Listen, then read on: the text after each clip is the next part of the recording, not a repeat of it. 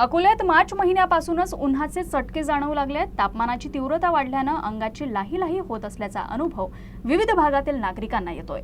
मात्र यावेळी सुरुवातीलाच सर्वाधिक तापमान पश्चिम विदर्भात नोंदवले जात आहे। अकोल्यात उन्हाची तीव्रता दिवसेंदिवस वाढताना दिसतेय। गेल्या काही दिवसांपासून येथील तापमान 39.5 अंशांपेक्षा जास्त नोंदवले जात आहे। आता हा पारा तब्बल 40.7 अंशांपर्यंत पोहोचलाय। मार्च महिन्याच्या सुरुवातीलाच तापमान 41 अंशांच्या जवळ पोहोचल्यानं अकोलेकरांची चिंता वाढली आहे। वाढत्या उष्णतेमुळे नागरिकांना दुपारच्या वेळेत घराबाहेर पडताना त्रास होतोय। त्यामुळे उष्माघातासारख्या आजारांचा धोका टाळण्यासाठी नागरिकांनी विशेष काळजी घेणं गरजेचं असल्याचा सल्ला डॉक्टरांनी दिलाय। आता असं सांगता येईल आपल्याला की उन्हाळ्याची तीव्रता हळूहळू वाढत चाललेली आहे।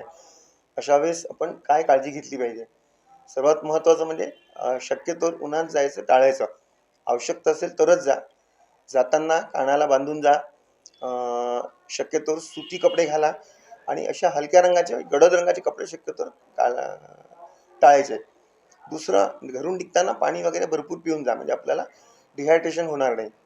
त्याच्यानंतर एकदम सावलीतून उन्हात जाताना किंवा एकदम थंड याच्यातून एसीतून कूलरतून जाताना थोडं मध्ये थांबायचं आणि मग उन्हात जायचं।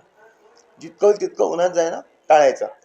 शेतकरी लोकांना जसं उन्हात शेतात काम करावं लागतं, त्यांनी शक्यतो आपले कामं सकाळी लवकर आटपायचे, जेणेकरून त्यांना दुपारी भर उन्हात काम करायचं काम पडणार नाही। तर काम करायचं काम पडलं तर पाणी भरपूर घ्या, जेवण वेळेवर करा, कानाला बांधून जा आणि उन्हापासून जितकं होईल तितकी काळजी घ्या।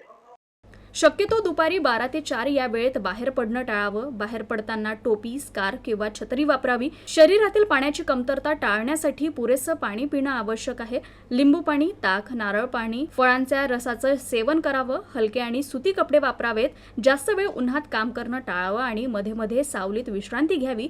चक्कर येणं, मळमळ, डोकेदुखी किंवा ताप अशी लक्षणं दिसल्यास त्वरित डॉक्टरांचा सल्ला घ्यावा। उन्हाची तीव्रता दिवसेंदिवस वाढत असल्यानं नागरिकांनी या उपायांचं पालन करून स्वतःची काळजी घेणं आवश्यक असल्याचं मत तज्ज्ञांनी व्यक्त केलंय।